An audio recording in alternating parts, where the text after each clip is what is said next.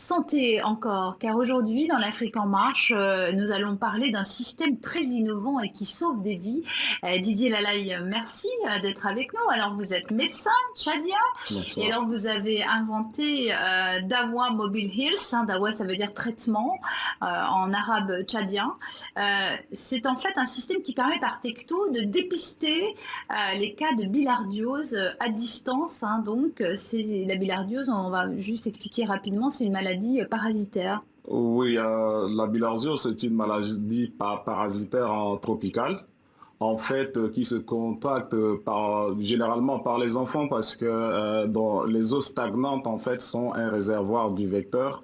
Donc, les enfants, en se baignant dans la mare ou les adultes, en tout cas, se contactent la maladie, Qui touche les reins, qui parle pas principalement. principalement les reins, mais en fait, ici, il s'afflige du schistosoma hématobiome qui entre par la peau, ensuite transite jusqu'à la vessie et qui crée des lésions.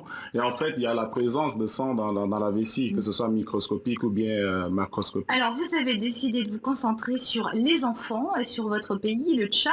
Ouais. En fait, c'est un texto qui permet finalement de solliciter un agent de santé qui vient, qui lui se déplace pour faire un prélèvement. Oui, la Dawa Mobile Health, en fait, est un système qui permet par texto à la population de demander un prélèvement d'urine parce que l'examen de la bilharziose, généralement le diagnostic, c'est dans les urines que ça s'obtient au microscope direct. Donc, les enfants sont prélevés à domicile, les urines sont acheminées au centre de santé. Il y a un laborantin qui fait l'examen et ensuite qui envoie un texto au médecin avec le poids de l'enfant. Le médecin calcule le nombre de comprimés à donner parce que le praziquantel, qui est le médicament principal de la bilharziose, obéit à une certaine norme. Donc le médecin il calcule, il envoie ensuite le nombre de comprimés à avaler par l'enfant au pharmacien et le pharmacien achemine le médicament à domicile pour l'enfant. Donc en fait, on peut détecter et soigner un enfant sans qu'il ait à bouger de Sans chez qu'il ait lui. C'est ça l'énorme aussi innovation. Oui. Alors pour l'instant, vous estimez avoir guéri 600 enfants sur 2500 consultés depuis le lancement du système en 2014.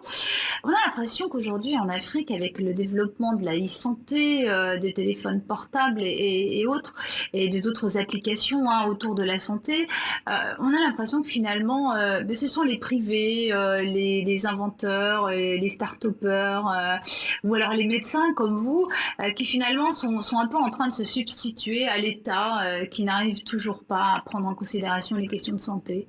Oui, je ne sais pas s'ils prennent ou pas parce que la bilharziose aujourd'hui est le deuxième problème de santé publique au Tchad, juste après le paludisme.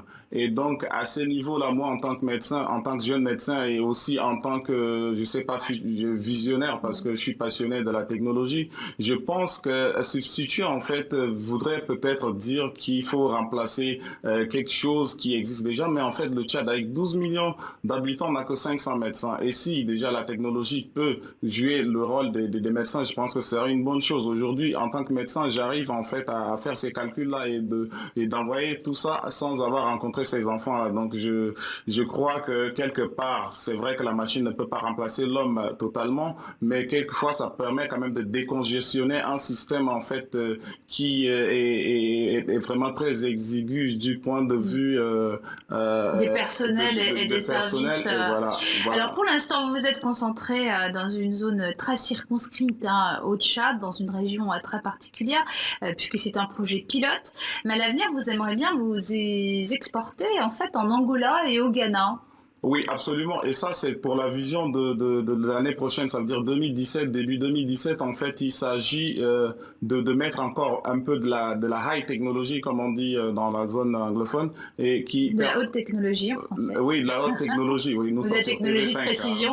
Oui, Ouais. et donc la haute technologie qui va permettre en fait de mettre tout ce système en réseau et d'utiliser beaucoup plus la haute technologie, mettre un système en réseau et pouvoir dispatcher ça un peu au niveau des autres pays. Actuellement, au Tchad, c'est dans la région, c'est dans la sous-préfecture de Torob, mais c'est juste pour une question de projet pilote. Après, maintenant, c'est un projet avec un effet multiplicateur. Et alors, vous avez un rêve, vous rêvez d'un bus, mais vous cherchez 7500 euros. Oui, parce que actuellement nous avons des e-microscopes qui vont être utilisés en fait pour faire les examens parce que nous n'avons pas vraiment de laboratoire au Tchad. Nous avons des agents de laboratoire mais qui ne peuvent pas identifier tous les parasites. Mais avec la e-échographie qui est une loupe adaptée à un téléphone portable, un smartphone qui permet de faire la photographie du parasite et de l'envoyer à un médecin, de l'envoyer à un laboratoire expérimenté, mais aussi la e-échographie qui permet aussi de faire des examens, de faire l'échographie des reins et même pour les femmes enceintes et pour envoyer également donc de sorte que à Torok, la femme sera soignée pourra bénéficier d'une échographie au même titre qu'une femme qui vit actuellement à Paris en fait. En fait, Et l'idée, donc le c'est d'un bus, bus qui oui, voyage oui, dans le tout le bus Tchad. c'est un laboratoire normal, mais qui va de centre de santé en centre de santé pour faire les examens. Et donc ça, c'est notre vision. Et comme je l'ai dit, il manque 7 500 € parce que la e-échographie qui coûte 12 000 € a été donnée par Philips et aussi la e-échographie qui a déjà été conçue. Et maintenant, c'est le bus et ensuite tout va être en marche Eh bien, début voilà, 2017. écoutez, si un généreux donateur a 7 500 € à vous donner, eh bien voilà, l'appel a été lancé ce soir sur le plateau de TV5 Monde. Merci à vous, Merci. Didier Lallet, d'être venu sur le plateau de TV5 Monde. Merci à vous. Merci à vous.